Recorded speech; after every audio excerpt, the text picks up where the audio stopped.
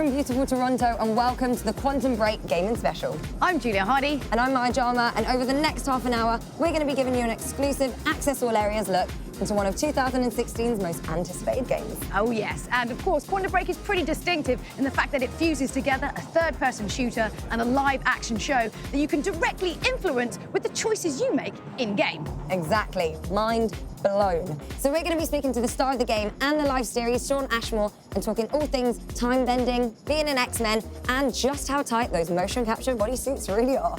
I'm going to be heading off to Helsinki in Finland to get a guided tour of the Remedy studios from the creative director of the game himself, Mr. Sam Lake, to find out just how they put this story together. All that and more, but first, let's take a look at how the innovative game was created.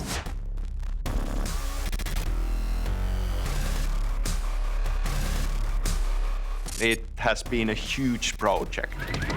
We've been at this over 4 years. There is a marriage of storytelling and action and gameplay that we haven't experienced in anything else. Two halves of the experience are a AAA game and a live-action show. In the game, you are playing Jack Joyce, our hero, and in the show, you watch what's happening in the enemy camp. Crossing over, it was interesting. Going and shooting the show, it was like, oh my God, you're from the game. Oh my God, you're from the show. Like, we're like, finally, I've been talking about you for a year and a half. It's nice to finally meet you. The live action side of it was obviously a new thing for us. There was a lot of learning along the way. How a traditional TV production works is very different from a game like this is done.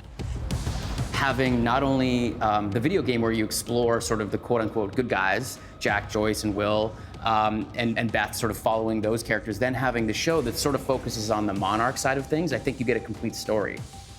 This is a sci-fi story, and it's a time travel story. And all kinds of weird things are happening with time.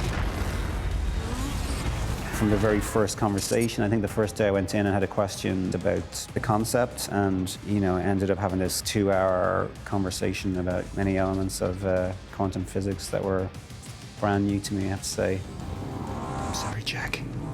We still wanted to make it feel realistic, and because of that, we brought in an actual scientist, a physicist who has worked at CERN, and we just explained all our wild ideas to him. The design of our time machine came from the ideas that he was explaining to us.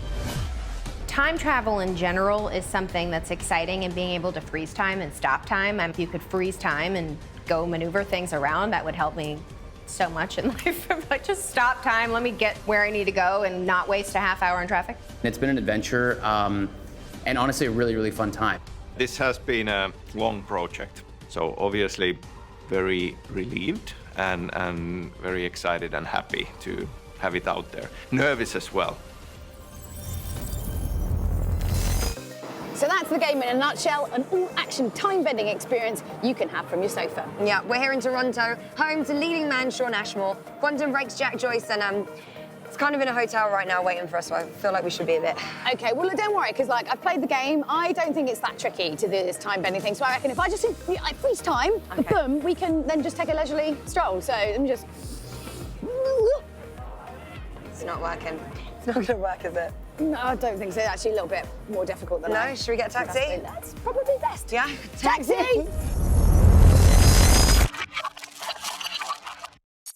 Okay, Shawn, hello. Thank you for having us in your native Canada. Welcome to Toronto. Thank you. It's obviously a really advanced game. Yeah. So you've got a video game mixed with a live action series. All together, your character has all these different scenarios. Did you ever get lost? I was sort of lost every day. Confusing, I can imagine. And the reality is like when you do a television series or a film, it's maybe, a 80-page script. I think the entire script for Quantum Break was like 1,000 pages. Does it ever kind of bleed into your normal life where you start? Is it because it's 2 years? That's quite a commitment to a character. Yeah, it does a little bit. I mean, more than anything, I just I started thinking about and imagining the idea of time travel and just the idea of having those abilities. And I've been able to think of superhero stuff with X-Men and what would I do? Yeah. And seriously, whenever there's an X-Men film that comes out, every time I go to a party, there's always a joke, hey bro, cool down my drink or whatever. So I imagine that, and that gets really old, but I imagine that when Quantum Break comes out, I'll probably have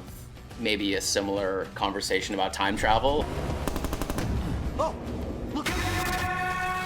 So speaking of X-Men, obviously, I read that you went onto diets and training and you got yourself in top physical condition for the role. Yeah.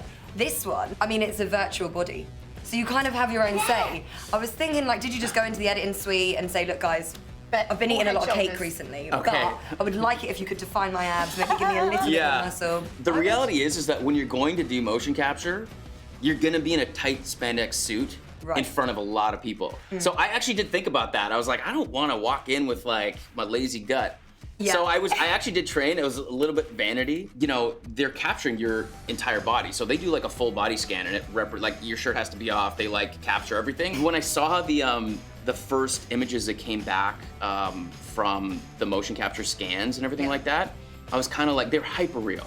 Like down to like the last wrinkle and all that. And I was kind of like, guys, this is like a video game. Like maybe you could smooth me out a little bit. Is it super weird though, seeing yourself in a game? It's always strange to see yourself, whether it's on a movie screen or a TV set. Like it's like hearing yourself back on your voicemail. You're like, do I sound like that? And you cringe. And then you see it and you're like, oh, do I look like that? And sometimes it's like, oh, I thought I was doing it this way, the performance, and that's not how it translated at all. So it's always a little weird, but knowing that there's a bunch of people like running around like killing you, like walking into bullets and stuff like that, like it's always a bit strange, but it's also really exciting. I'm it's gonna very walk cool. Shawn Ashmore off a ledge because I Yeah, can. and you know somebody's doing that.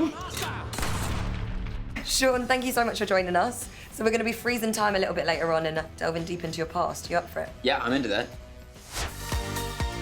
Hey, I'm here in Helsinki, and behind me is Remedy Studios, the birthplace of such monster titles as Alan Wake and Max Payne. And now, of course, Jack Joyce, the hero of Quantum Break. The man behind all of these is Sam Lake, and he's promised me a little tour of the studios, and maybe if I'm lucky, I might get the chance to try one of those motion capture suits. Why don't you follow me, and we'll go and meet him.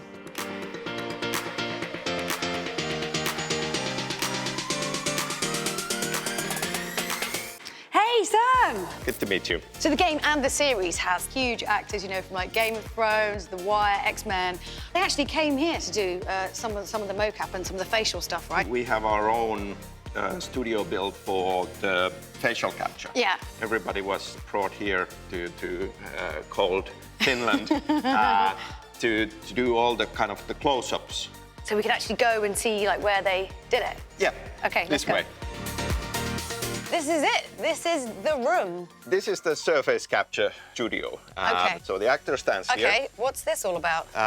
You need to be perfectly still. And do you have to put like attach markers to their face? No, for this? you need to be wearing this to keep your hair I'm going to out of the fit way. my hair in that. That's interesting. And here is the script. Good luck. Thanks. It's gonna go well. Okay.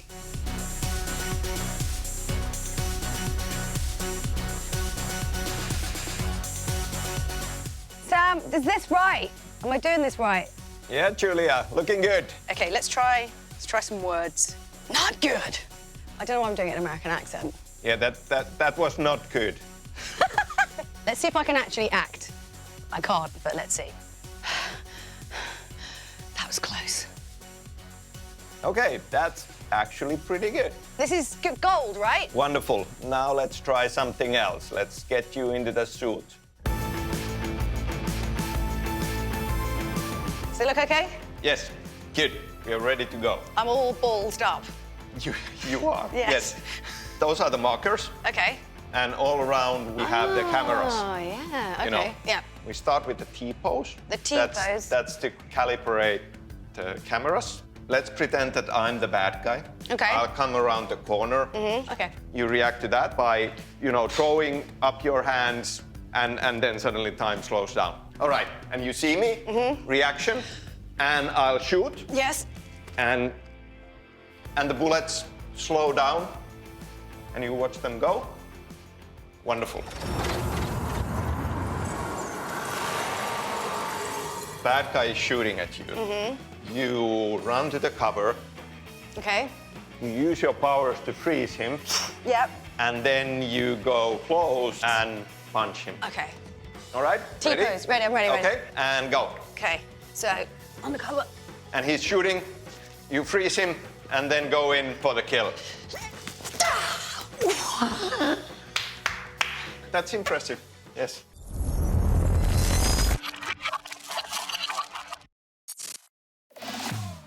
back to the Quantum Break Gaming Special. I'm here with its leading man, Shawn Ashmore, and we're about to delve a little deeper into the themes of the title to find out what makes this X-Man tick. Are you ready? I am ready. Okay, so that's kind of good because our other option was to pause time, have you travel around Toronto, play little pranks on people, but we just didn't have the budget. We do have the budget for these though, our envelopes with years on. So we're gonna pause time a little bit and have you travel back to some of these. Okay. Let's go with this one, right up top. 2016, okay.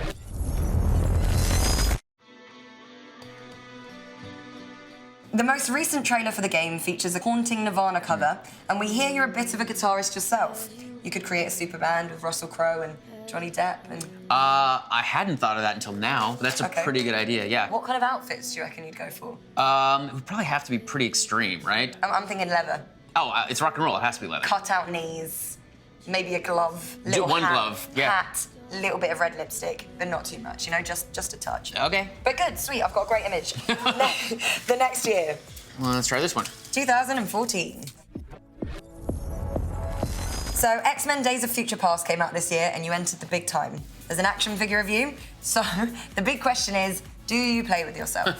I've been known to, yeah. Well, there's an action figure, yeah, you gotta play with it, it's kind of fun. So yes, I have. All right, next one. Okay, let's try that one. 1987.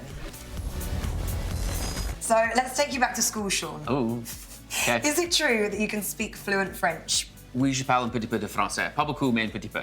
Wow. Yeah. So full-blown conversations, you know what people are talking about on the train? Yeah, I mean, my vocabulary's small, so like I want to be able to say things and I can't think of them, but if someone's speaking French in my presence, I can pretty much understand them perfectly. So do you go to France and walk around like, hi, I'm French? No, I walk around in France and I go, blah, blah, blah, and they're like, you sound horrible to speak English. Okay, next one. 2 left, let's see, let's go with this one. 1979. Feeling kind of old. Yeah? That's the year I was born.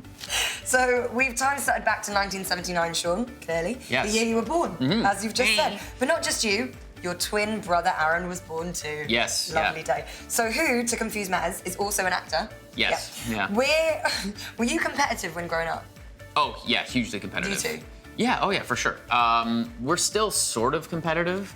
But yeah, when you're a kid and you look the same and people, like your parents dress you the same and everybody is comparing you, yeah, you become very competitive. Yeah, that's nuts. Was one smarter? Who was the smarter twin? I can't answer that. Who had better I'm vain grades? if I say me, and I'm giving my brother tons of credit if I say him. Okay, final question is from 2000. 2000 was the year of your first X-Men appearance. Iceman has the ability to control water molecules and form them into ice. If you could have any superpower, what would it be? Oh. Time bending included. That's so hard. I've never even thought of that. No, honestly, this is a question I get a lot, so I have thought about this a lot. But yeah, I would take Nightcrawler's ability to teleport. Okay. Yeah, I have to spend so much time traveling, so it'd be nice to just be like, I want to be at home. Boom. Thank you so much, Shawn. I feel like I know you just that bit better now. And you're going to take me to your favourite place in Toronto. Yeah. I'm excited. So much in this show and so much more to come. But first, though, here's an exclusive look into behind the scenes of the making of the game.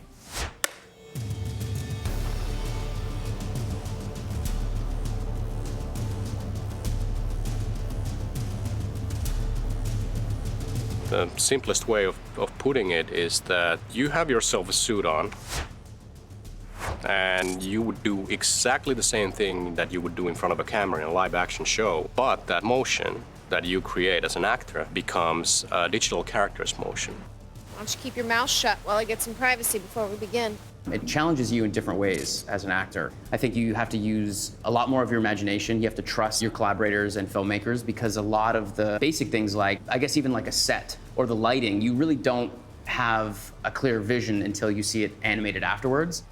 I quite liked acting in an empty space, doing real detailed scenes, knowing that there's a mind-boggling virtual world being constructed around you that can be tailored to what happens in the scenes, even though our parameters were quite tight. You know, we knew what was there, but I quite liked not having stuff there to distract you and going along with the vision described to us by the game creators.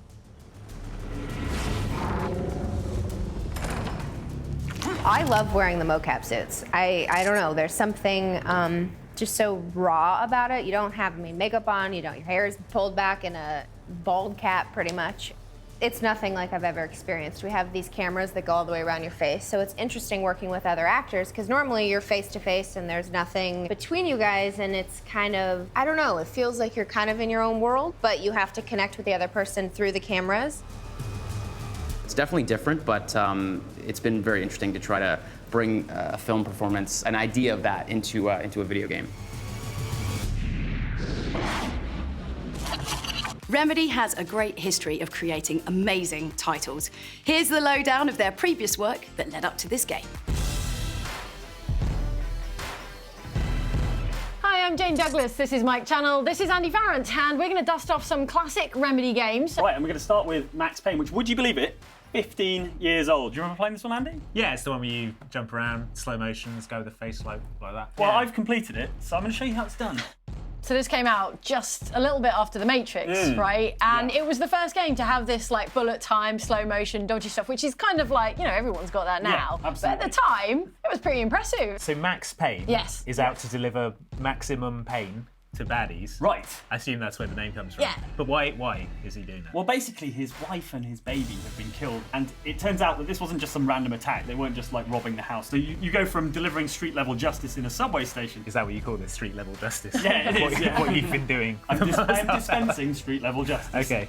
I always took it as to be a parody of film noir and like gritty comics, and the cutscenes play out, oftentimes in these kind of like comic panels. Had this really distinctive kind of art style, and yeah, that made it super memorable and super engaging for me. So here we are in Max Payne 2. It's 2 years later, 2003, and it's a continuation of Max's story, and he's still having a bad time, from what I can tell. He's in a hospital. Yeah, still out for revenge, still having bad times. There was a lot of anticipation for this game because the first game had been a sort of, not a sleeper hit, but like a breakout hit. So this was a real sort of a big deal when it came out. Got a shipment of justice. You need to sign for. Better Maybe start he's just making him read that sign. I can never learn to read. The resolution is so low, I cannot tell what it says. So this is Alan Wake, which came out in 2010. When it came out, I really enjoyed this. Yeah? It's atmospheric. Yeah, because I really like Twin Peaks. Yeah, I really like the Twilight Zone. The plot then is Alan Wake goes on holiday with his wife. Yes. He's a novelist, he's having a bit of writer's block, a bit of trouble. They're going to go and get away from it all in Bright Falls. And then she goes missing, and it turns out that Bright Falls isn't everything that it seemed. Yeah, obviously. I would have thought Bright Falls would be the sort of place where you wouldn't find a load of darkness zombies, but apparently not. Yeah, there's no truth in advertising there. So obviously this is billed as a kind of psychological thriller, but you can kind of see the Max Payne DNA in there. Guy running around, third-person shooting, nice coat, handsome man. These are the themes I'm drawing out of this. All right, fair enough. No, I know what you mean. You would definitely pick this up and go, yeah, this is a Remedy game. So this was Remedy's first sort of foray into the kind of TV format thing, which is obviously something that they're revisiting. They've got kind of unfinished business with Quantum Break. Come on, we gotta get moving. More of them coming. There we have it. That was an abridged history of Remedy video games. What do you make of that? I think that was suspiciously time efficient. Going too fast for you?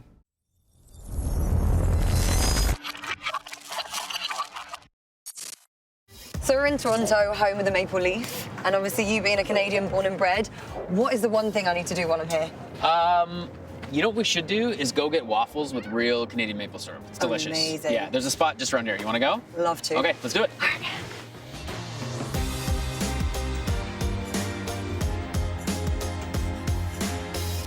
Ooh, look what we have here. Oh my god! Okay, the bacon's all hers. This is me. And what is this? Cranberries. Oh, delicious. Cherries. And look what I got. Not only did I get fruit, I got chicken. Yes! Okay, and it here's the maple smells syrup. Thank you so amazing. much. I think it's really, you gotta get some height on it. You have to do one of these. And also, like, start slow, because you don't know how sweet you want it. No, that's good. I've just gone for it. No, that's good, though. And then you taste it, you take a bite. It's beautiful. No, you gotta go for it. This is a dream. I feel more Canadian by the second. Oh, yeah. No, you're an official Canadian now. That's good, right? So nice. Yeah. I eat this every day. But back to, you're in a video game.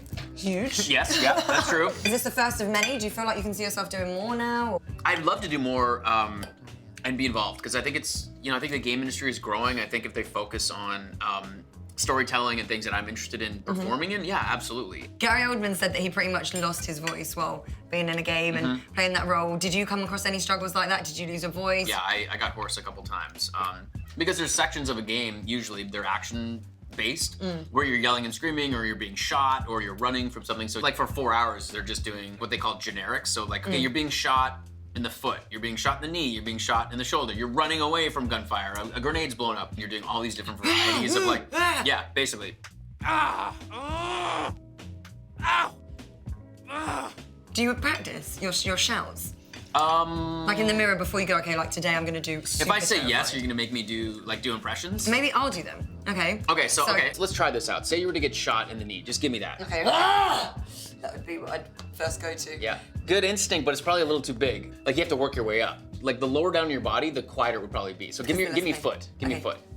That's good. All right. Now give me chest. That's good. That was chesty. That's better. See, it's like, the closer you get to your head, the closer you are to death, so the louder you'd probably be. So the louder, the more bassier. Give me a shot in the head, like kill shot, like if you're gonna. It would go high pitch, I think that one. That was. I did the move as well. That was pretty good. That would be my headshot. That was pretty good. Yeah? Well, when you get shot in the head, you're dead, so you don't really make any noise. So yeah, I was testing you. Yeah. You failed it, but it's all a learning process. That's right, isn't it? Yeah. Yeah. Thank you so much for my first Canadian waffle experience. You're welcome. Delicious. Good. And yeah, I'm gonna go now. Yeah. So good luck with the game and everything. Okay. But I was just wondering if you could pick up the check because I don't really have any Canadian money on me yet. Okay. See you later. Yeah. I didn't bring my wallet. Quantum Break is your chance to have time-bending fun without the impending brain melt that will come from doing it in real life. But, I mean, I'm not going to give up. I've got the... No, you're not trying to do it again, are you? Well, Shawn gave me some top tips. Mainly just put it in the shoulders and the face. Give it a go. It's not working. Really not working. I might have just given myself a small headache. Right, okay. Well, thank you so much for watching, and we will see you next time. Goodbye.